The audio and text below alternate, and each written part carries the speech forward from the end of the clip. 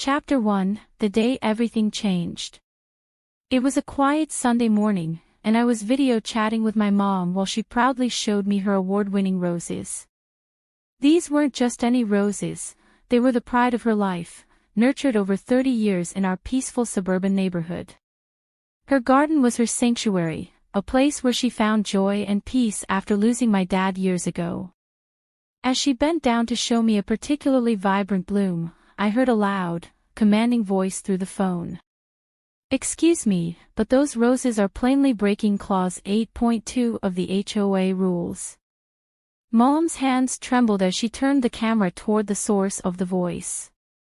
There stood Patricia Wheeler, our new neighbor, dressed in a polished beige pantsuit, holding a measuring tape in one hand and her phone in the other.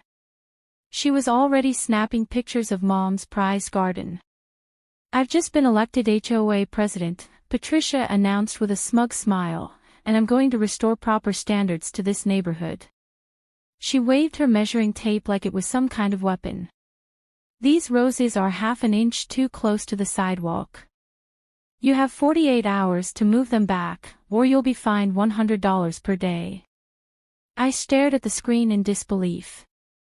My 72-year-old mother, who had spent decades cultivating her garden, was being lectured by someone I'd never even met. At first, I thought it was just a minor issue. After all, building my IT firm had given me the financial means to handle small problems like fines. I figured throwing money at it would make it go away. But deep down, I should have seen the warning signs. The roses were only the beginning. Chapter 2, The Reign of Patricia Wheeler. Within a week, Patricia had uncovered 3 more violations on Mom's property. The old mailbox Dad had installed before he passed away. Suddenly, it wasn't up to community standards. The wind chimes Mom used to track wind direction for her gardening. Noise pollution.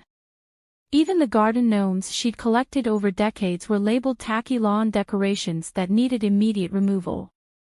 Every morning, Patricia would take her inspection walks, ruler and camera in hand. She'd stop at Mom's house longer than anywhere else, taking measurements and photos from every angle.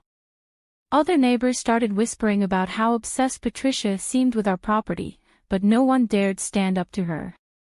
They'd seen what happened to the Johnson family when they questioned one of Patricia's violations. Their appeals were mysteriously denied, and the fines doubled. I was caught in the middle of a massive company merger, flying between meetings in different cities. Every time I landed, there'd be another email from Patricia with a new violation notice. Mom tried addressing the issues herself, but her arthritis made it hard to keep up with Patricia's relentless demands. She stopped attending her beloved garden club meetings because she was too embarrassed about all the violations. The breaking point came when Mom called me in tears. Patricia had posted pictures of our non-compliant property on the neighborhood Facebook group, labeling it an eyesore that was eroding property values. Watching my mother's garden, her pride and joy, tagged as a neighborhood shame, broke something inside me. What Patricia didn't know was that while she was playing dictator with her measuring tape, I was finalizing the sale of my firm. She assumed she was dealing with a busy son who might just keep paying fines to make the problem disappear. What she didn't realize was that she was poking a bear with resources not only to fight back but to completely change the game.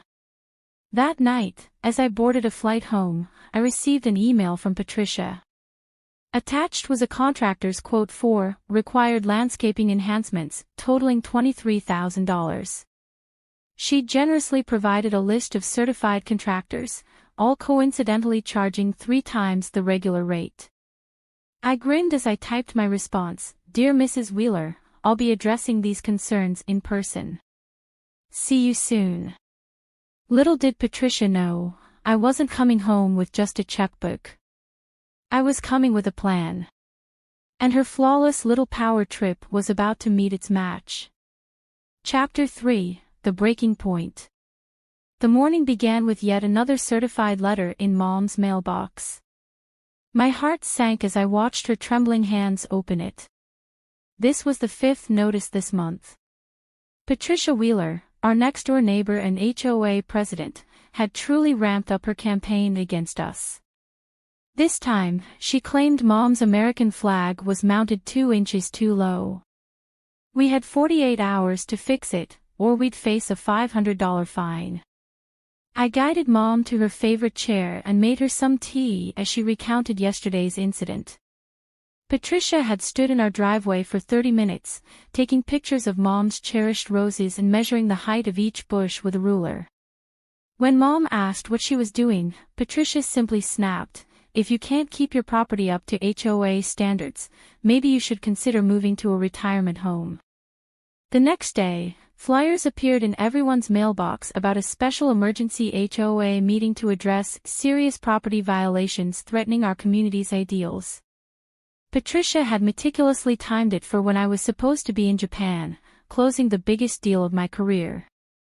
But what Patricia didn't know was that I'd been quietly documenting every interaction and keeping a detailed log of her harassment. That afternoon, while helping Mom in the garden, I spotted Patricia hosting what looked like a tea party in her backyard. Mrs. Anderson and Mrs. Thompson from the HOA board were there, along with several other neighbors. Through the fence, I could hear Patricia's strident voice, "It's such a shame about Eleanor's house. My realtor friend says properties like that could lower our home values by 15%. That evening, I reviewed Mom's security camera footage. It revealed Patricia sneaking onto our property at night, deliberately moving Mom's potted plants slightly over the property line, then photographing them the next day as evidence of infractions. My blood boiled watching her set us up, but I kept my cool. I needed more proof. The following week, while Patricia was at work, I hired a professional landscaping firm to completely redo Mom's garden. Everything was now perfectly aligned with the HOA's rules. I'd memorized every detail in their handbook. The look on Patricia's face when she arrived home was priceless. She stood in her driveway for over an hour, desperately measuring and photographing, trying to find violations. But there were none. Patricia wasn't done, though. She started posting about Mom on the neighborhood Facebook group, claiming she'd seen rats near our bird feeder. When other neighbors defended Mom, those posts mysteriously disappeared. Anonymous complaints about other properties began appearing in mailboxes too. I was in the middle of a video conference with potential investors when Mom called me in tears. Patricia had convinced the HOA board to require all homes to be repainted in approved colors within 30 days. Surprise, surprise, the only approved contractor was her brother-in-law's firm, charging 3 times the standard rate. Mom's fixed income couldn't handle another unexpected expense. That evening, as I comforted Mom and promised her things would be okay, I noticed something strange through our kitchen window. Patricia was hosting another backyard meeting, but this time with people I'd never seen in our neighborhood before. They were poring over documents and pointing at several houses on what looked like a property map. I couldn't prove it yet, but something bigger was going on here. This wasn't just about garden gnomes and paint colors anymore.